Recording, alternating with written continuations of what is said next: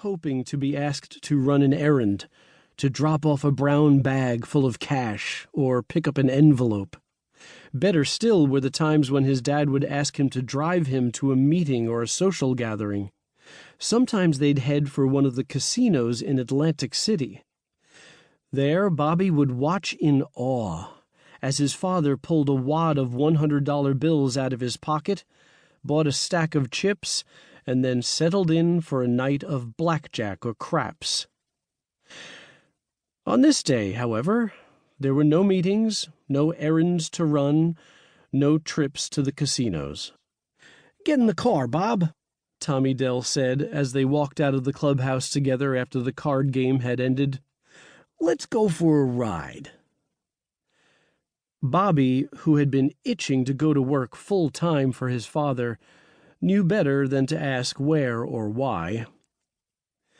They drove past the neatly kept two-story row houses, corner grocery stores, and neighborhood taverns that lined the gridwork of streets in South Philadelphia, heading for Broad Street and the freeway that led to the Walt Whitman Bridge.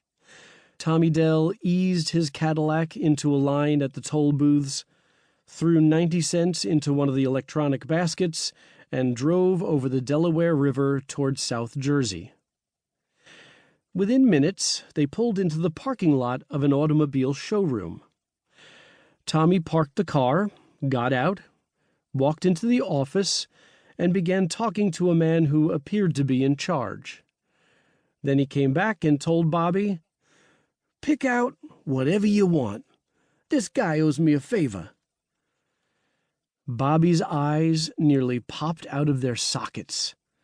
"Whatever I want," he thought, as he looked out at rows of gleaming new automobiles.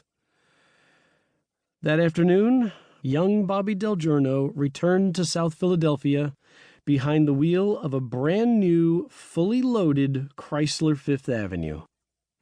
It was white with a blue ragtop roof, he recalls, embarrassed now by both the gaudy gift and his thrill at receiving it.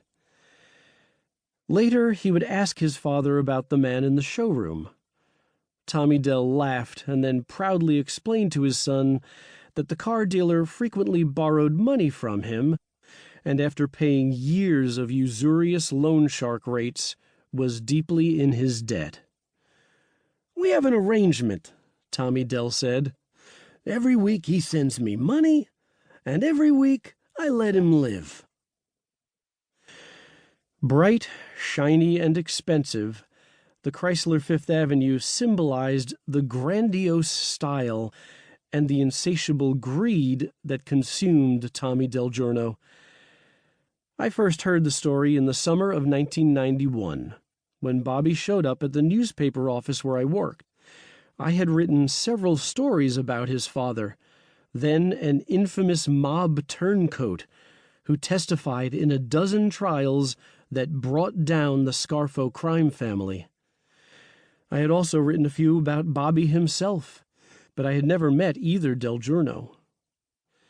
Bobby, like his father, was short, about 5'6", but he was stockier than Tommy Del, and unlike his father, Bobby had the soft and innocent features of a choir boy.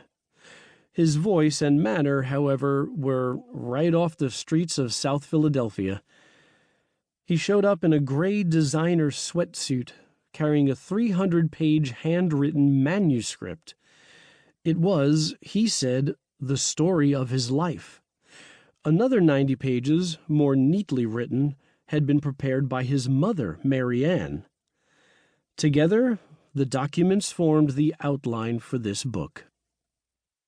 It is a tale of murder, money, and corruption that unfolds against the backdrop of the rise and fall of little Nicky Scarfo and Tommy DelGiorno, two of the most ruthless and greedy mafia figures in America. Scarfo is now in prison. Tommy Del, whose testimony helped put him there, is in the Federal Witness Protection Program. Given a new identity, he disappeared in the late 1980s, along with his second wife and their two young sons. He now lives his